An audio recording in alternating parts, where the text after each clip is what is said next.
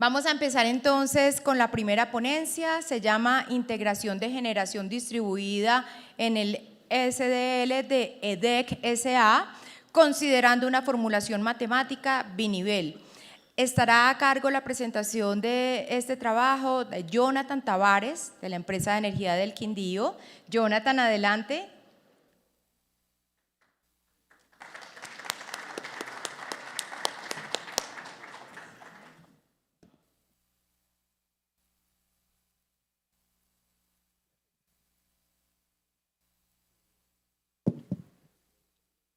Buenas tardes a todos. Primero quiero agradecerles a Socodis por la oportunidad de estar en este espacio tan importante para el sector. Mi nombre es Jonathan Esteban Tavares. Voy a hablarles acerca de la integración de generación distribuida en el SDL de DEC, considerando una formulación matemática binivel. Un trabajo que fue desarrollado en conjunto con un compañero de la empresa de energía del Quindío, Daniel Castañeda, que está entre el público. Ambos somos profesionales del área de gestión operativa de la empresa de energía del Quindío. Inicialmente vemos como el contenido de la presentación. Vamos a hacer una breve introducción, el problema, la solución y metodología aplicadas, los resultados y finalmente las conclusiones.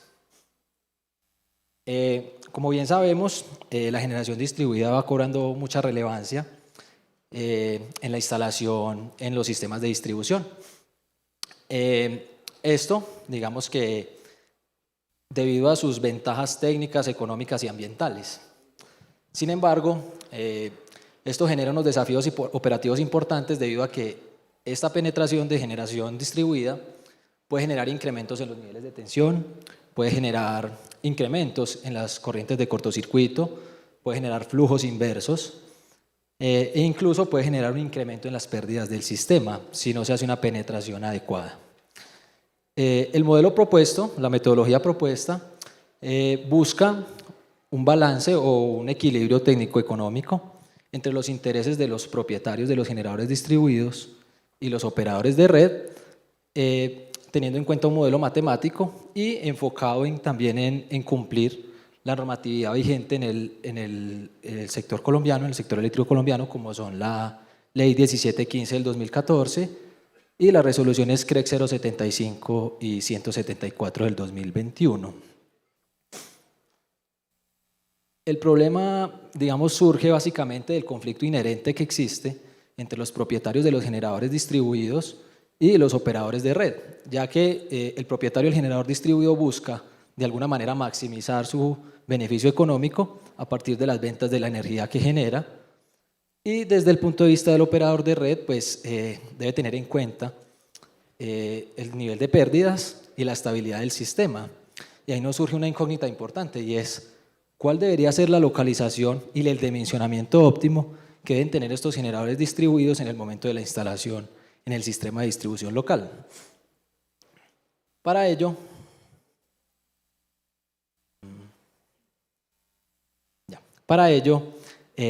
se elaboró una metodología que parte de un algoritmo binivel donde se tienen en cuenta los intereses de ambos agentes.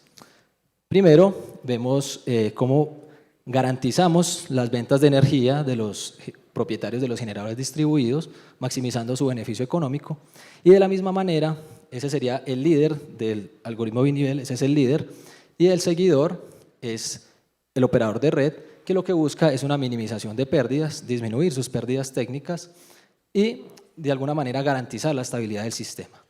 Esto de alguna manera está enfocado y va en dirección a lo que se mencionaba al inicio de la jornada por parte del presidente de Asocodis y el ministro, donde se hablaba de que debemos maximizar la generación de alguna manera, pero que en esa misma línea busquemos la reducción de pérdidas.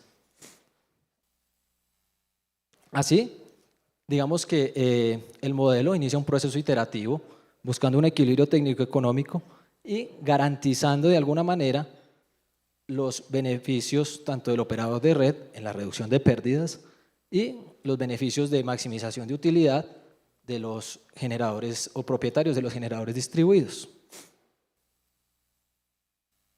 La metodología se abordó mediante un algoritmo evolutivo definido como el algoritmo genético de Chu-Beasley, partiendo de 20 individuos, una población de 20 individuos que fueron seleccionados, controlados, pero de manera aleatoria, e iniciando un proceso iterativo por medio de un proceso de selección, una mutación y una recombinación, iterando hasta un criterio de parada de n iteraciones, obteniendo pues la mejor solución para el problema propuesto.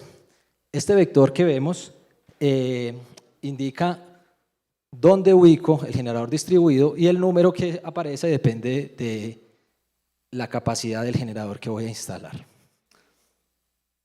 Así, se aplicó esta metodología a 24 circuitos de los 64 circuitos que tenemos actualmente en la empresa de energía del Quindío, obteniendo estos resultados.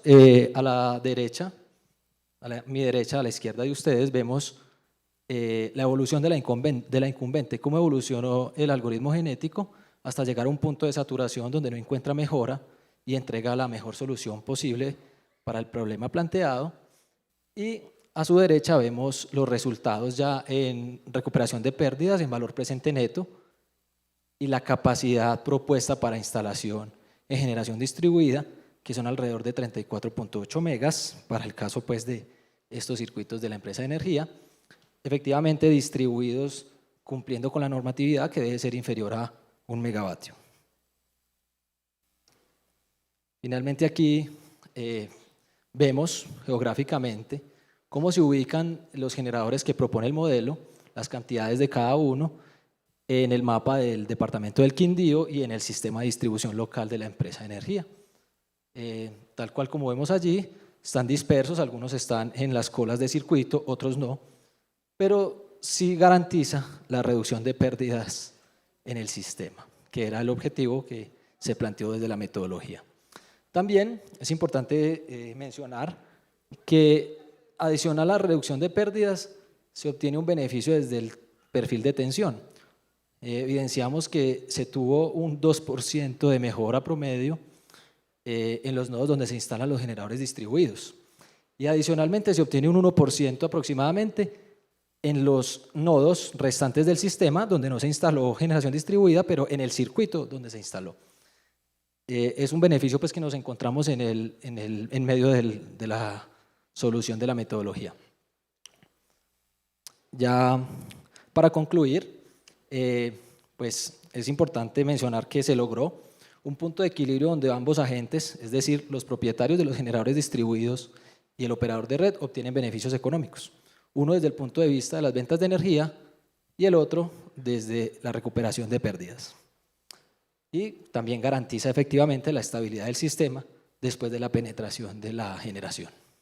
Por otro lado, identificamos pues que el algoritmo aplicado, es decir, el de Chu-Beasley, es eficiente para encontrar soluciones a problemas complejos como el que abarcamos, debido a que combina tanto la exploración como la explotación de los algoritmos metaheurísticos. Y adicional a eso, que es otro factor muy importante que hoy cabe resaltar, es que la metodología se puede aplicar, es adaptable a cualquier contexto regulatorio, a cualquier contexto operativo, no necesariamente en Colombia. Independiente de cómo evolucione el sector, la metodología es aplicable. No sé si haya preguntas, si hay espacio para preguntas.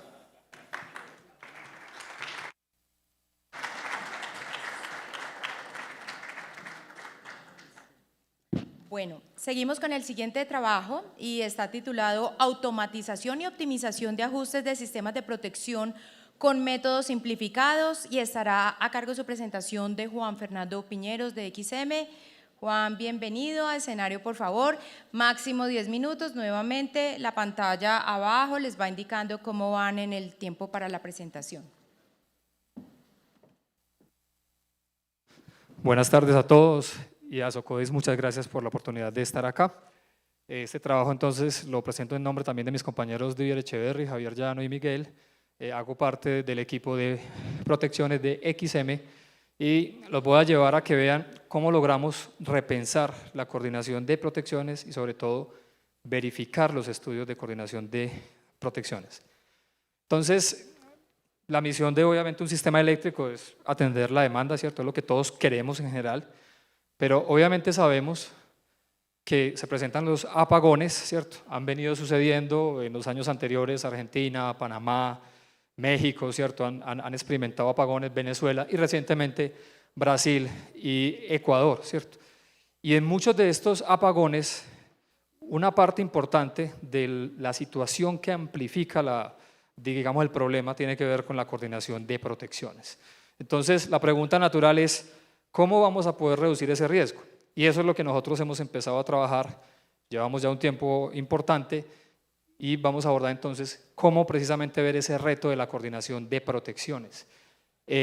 Cómo con principios poderosos hemos logrado redefinir, reinventar la forma en que vemos la coordinación de protecciones. Y eso nos llevó pues al concepto de asistentes de protecciones. Luego vamos a mirar qué hemos logrado con eso y obviamente los beneficios y bueno, y hasta ahí. Entonces, miremos ese reto de la coordinación de protecciones, que todos creo que alguna vez hemos corrido cortocircuitos, simulaciones a mano y todos sabemos que en cuanto a hacer estudios de protecciones, pues es complejo, hay que hacer muchas fallas. Si vamos a poner un ejemplo, la figura de la derecha, pues evaluar bien una abadía implica más de 400 fallas o alrededor de 400. Hay que mirar escenarios, hay que mirar resistencias de falla, ¿cierto? Muchos análisis para poder estar seguros si un ajuste está bien, ¿cierto? Que nos vaya a funcionar bien en la operación, incluyendo la N-1. Y además hay muchos criterios, ¿cierto? Incluso ahora con la transición energética los criterios están cambiando, nos está tocando reevaluar criterios que funcionaban muy bien y que ahora ya no funcionan tan bien. Y obviamente hay condiciones muy particulares, lo que también complejiza el problema. Y finalmente, aquí en la izquierda, el recurso es limitado. Ustedes saben que también estamos teniendo dificultades, menor número de personal disponible, pero digamos en contraste, la cantidad de estudios que están de proyectos que tenemos son muchos y hay que revisar todos los estudios y hay que hacerlo bien. ¿Por qué? Porque es el seguro, es la seguridad para que no nos pase un apagón y tengamos demanda no atendida. Entonces, ¿cuáles son esos principios poderosos que empezamos a considerar? El primero, que es la base, y dijimos, venga, que no tengamos que volver a correr las fallas cada vez que cambie un ajuste, cada vez que muevo una cosa en la topología, ¿cierto? Porque eso desgasta mucho. Todos seguramente hemos hecho fallas y clic a mano y saque datos y eso es muy desgastante. Entonces, la primera idea clave de esos principios poderosos es, hagamos todas las fallas de forma automatizada, guardémosla en una matriz, en una especie de mapa, pero aparte de guardarlas, procesemos los datos para sacar el borde del problema de cortocircuito, que normalmente en coordinación de protecciones trabajamos con el borde máximo y mínimo. Y eso lo guardamos estratégicamente, entonces a eso le llamamos los metadatos estratégicos. Y luego vamos a juntar otros principios. El primero aquí en la parte superior, reconocimiento automático de la topología.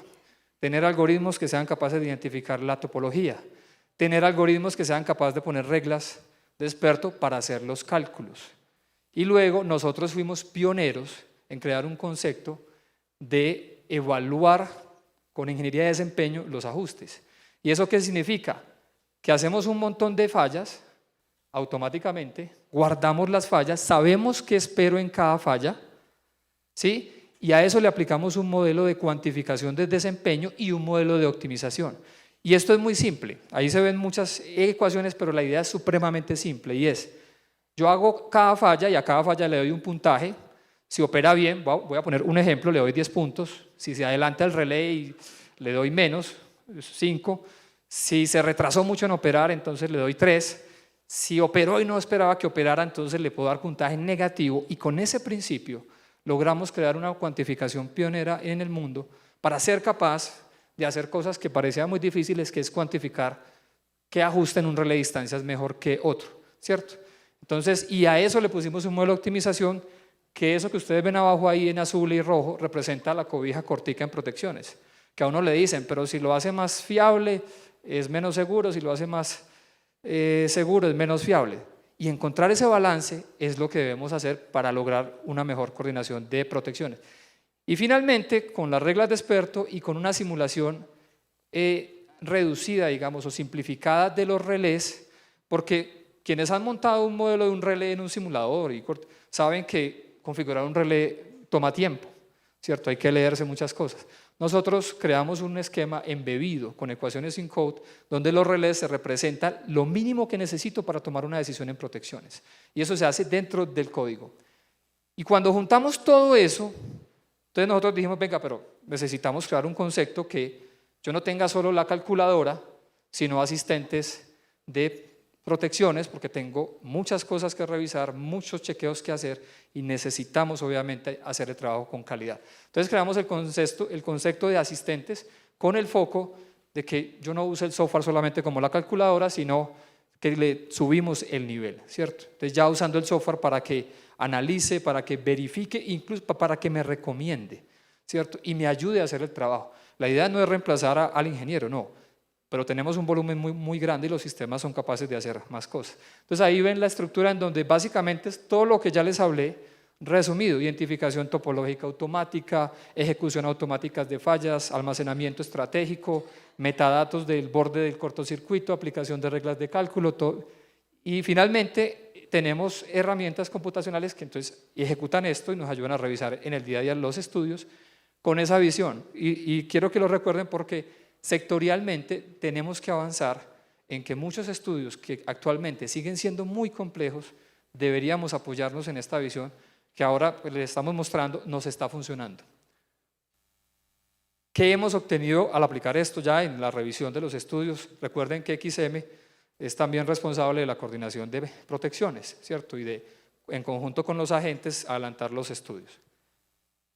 Aquí hay solo 3 ejemplos, pero quiero que tengan en mente que con esto hemos analizado más de 100 estudios de diferentes proyectos o situaciones de eventos.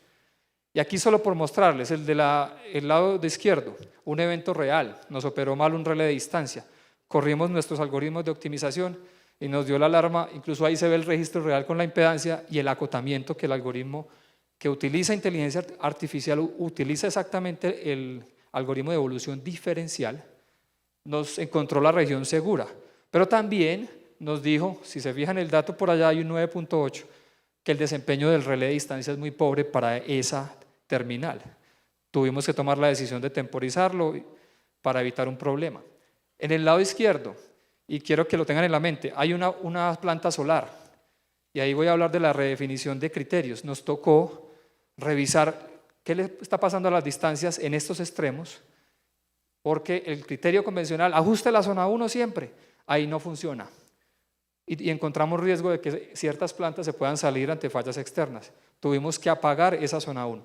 Y obviamente en la coordinación convencional, aquí en la parte central, ese es un ejemplo de un estudio que nos cambió un ajuste de una central térmica que estaba coordinando, lo cambió, lo puso a descoordinar y nuestro asistente, porque tenemos el de líneas y el de transformadores, nos encontró el problema, la descoordinación y abajo, bueno, no se ve mucho, pero nos sacó la alerta por la regla. Entonces, en conclusión, ¿qué significan estos resultados? Que hemos mejorado la coordinación de protecciones, que estamos realmente dando mayor seguridad en la operación y que esto significa que estamos reduciendo la probabilidad de tener apagones y por lo tanto la probabilidad de tener demanda no atendida.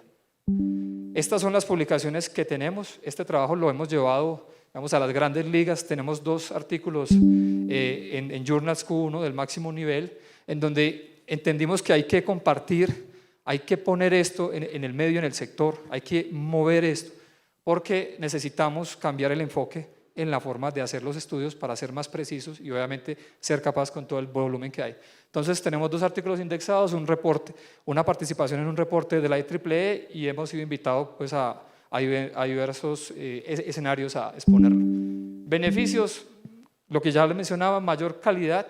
Hemos sido pioneros en este campo, en un campo que parecía que no había mucho que hacer, y lo hemos intentado y lo hemos logrado, y llamar la atención que también hemos contribuido a sostener el conocimiento y a desarrollarnos porque nos hace bastante falta.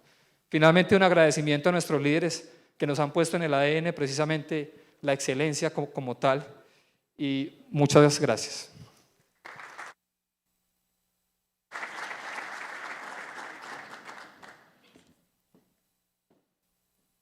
Bueno, también en representación de XM, Llamamos ahora a Julián Cardona para que presente su trabajo Monitoreo de riesgo sistémico en el mercado de energía mayorista en Colombia durante el niño 2023-2024. Julián, máximo 10 minutos, la pantalla. Gracias. Buenas tardes para todos. Para mí es un placer estar acá y poderles presentar este trabajo que desde XM hemos desarrollado con el objetivo de monitorear el riesgo financiero en nuestro mercado, especialmente pues, durante las épocas de periodos críticos como lo fue el niño 2023-24. Entonces quise empezar por este slide porque yo sé que todos ustedes han visto en los últimos meses estos titulares en nuestros medios locales. Y pues es normal que cuando estamos en un periodo crítico, como es el fenómeno del niño, nos encontremos con este tipo de titulares, ¿cierto? Pero resulta que este niño, como lo dijo José Camilo, ha sido un niño especial. Miren que no solamente por el tema de precios, que ha sido históricamente los precios más altos, sino que tiene otros ingredientes especiales que lo hicieron aún más complejo y más especial. Se habló mucho de la opción tarifaria, se ha hablado de los subsidios, de la componente AJ, entonces todo esto ha hecho que sea un niño un poco distinto a lo que usualmente vemos, que obviamente siempre hay precios altos, pero digamos que ha generado una presión financiera especial para los agentes. Entonces nosotros desde XM, digamos que con la responsabilidad que tenemos como administradores del mercado, desarrollamos una metodología para medir, cuantificar este riesgo y poder dar alertas tempranas a las autoridades. Es una metodología que consta de 4 etapas. La primera etapa, digamos que es una etapa de entrada donde evaluamos a los participantes del mercado con información financiera, la última información disponible. Es un modelo estadístico tipo scoring donde clasifica el riesgo alto, medio, moderado, bajo. Digamos que es el insumo de entrada a nuestra metodología. En la etapa 2, digamos que es donde está el corazón de la metodología y es, no nos quedemos con esta foto de hoy, sino que tratemos de ver qué puede pasar en los 12 meses siguientes. Entonces ahí nosotros construimos algo que llamamos un flujo de caja operativo, donde vinculamos todas estas variables relevantes que les mencioné antes y muchas otras, como el porcentaje de no pago de usuarios, que también se habló esta mañana, que tiene una afectación importante para los participantes. En la etapa 3 lo que hacemos es identificar quién podría tener dificultades financieras y para eso utilizamos el EBITDA y una relación entre la pérdida y el EBITDA para determinar quién de verdad podría llegar a tener dificultades financieras. Y en la etapa 4, pues con esos agentes identificados vemos qué efecto sistémico podría generar en el mercado a partir de la contratación bilateral que existe entre ellos y los demás. Entonces, para detallar un poco y hacerlo más sencillo, les traje este ejemplo donde tenemos 4 agentes. Como les decía, la primera etapa lo que hacemos es clasificar el nivel de riesgo financiero a partir de ese modelo scoring. Entonces aquí en el ejemplo tenemos un agente 1 que tiene un riesgo financiero alto, digamos que ese fue el resultado de la primera etapa, un agente 2 medio, un agente 3 moderado y un agente 4 con un riesgo financiero bajo. Entonces vamos a hacer la proyección de los 12 meses siguientes de qué podría pasar a partir de ese flujo de caja operativo con las principales variables que tenemos en el sector o en el mercado en ese momento que estuvimos viviendo un periodo de niño y empezamos a cuantificar esas posibles pérdidas que podrían llegar a tener y en la etapa tercera lo que hacemos es identificar quién podría tener una situación financiera compleja. Y para eso, como les decía, utilizamos el EBITDA, hacemos una comparación entre el EBITDA anual de la compañía y la pérdida potencial que está obteniendo en estos 12 meses y de esa manera identificamos quién podría tener dificultades. Y obviamente una empresa que tiene un riesgo financiero alto, pues tiene menor capacidad de soportar una pérdida, es más difícil que vaya al sector financiero a aguantar estos flujos de caja necesarios. Entonces de esa manera es que identificamos quién podría tener dificultades en ese horizonte y pues el paso siguiente es ver cuál sería ese efecto sistémico que podría dejar en el mercado. Otra vez, sabemos que nuestro mercado es un mercado donde hay una contratación fuerte, una red de contratación importante. Digamos que nuestros sectores de los sectores más propensos son riesgos sistémicos y vemos cualquier otro tipo de mercado. Entonces aquí vemos a quién más podría afectar esta situación. Entonces, bueno, como les mencionaba, En esa etapa 2, que es donde está el corazón de nuestra metodología, incluimos como todas las variables relevantes y de momento. Pues aquí ya seguramente habrán escuchado el tema de la variable COT cuando la comisión reguló buscando terminar la opción tarifaria, el componente AJ, el no pago de usuarios, la resolución de diferidos que permitía a algunas participantes del mercado diferir un porcentaje de su factura en el mercado. Todo eso lo modelamos para poder calcular ese flujo de caja operativo y bien quién podría tener dificultades en ese horizonte de tiempo. Entonces, como resultados aquí lo que queremos mostrarle más que números, porque digamos que es una herramienta que utilizamos nosotros para dar alertas tempranas a las autoridades, incluso a algunos gremios, también hemos tenido reuniones con los gremios, y traje aquí como 4 momentos importantes de la aplicación de la metodología. El primero fue por allá en agosto del año pasado, donde empezábamos a hablar del niño, todavía los precios no estábamos en precios escasos, pero ya empezábamos a hablar del niño, sabíamos que se venía una época difícil, empezamos a hacer nuestras estimaciones, en septiembre ya se nos adelantó de alguna forma el niño, los precios estuvieron ya muy altos, hicimos digamos que la siguiente, no llamamos publicación sino presentación a los demás autoridades y gremios. En enero ya digamos que se habían tomado algunas acciones por parte del gobierno, ya había salido la resolución que terminaba la opción tarifaria y queríamos ver si era la solución correcta o cuál era el impacto que podía tener esa solución y pues ya definitivamente en abril, cuando ya el niño estaba en su momento más complejo y pues teníamos otras condiciones como la meta térmica y demás, ¿cierto? Entonces, esos son nuestros resultados y como conclusiones, pues para nosotros y creo que para las autoridades también es una herramienta importante para identificar señales oportunas ante condiciones críticas para los agentes.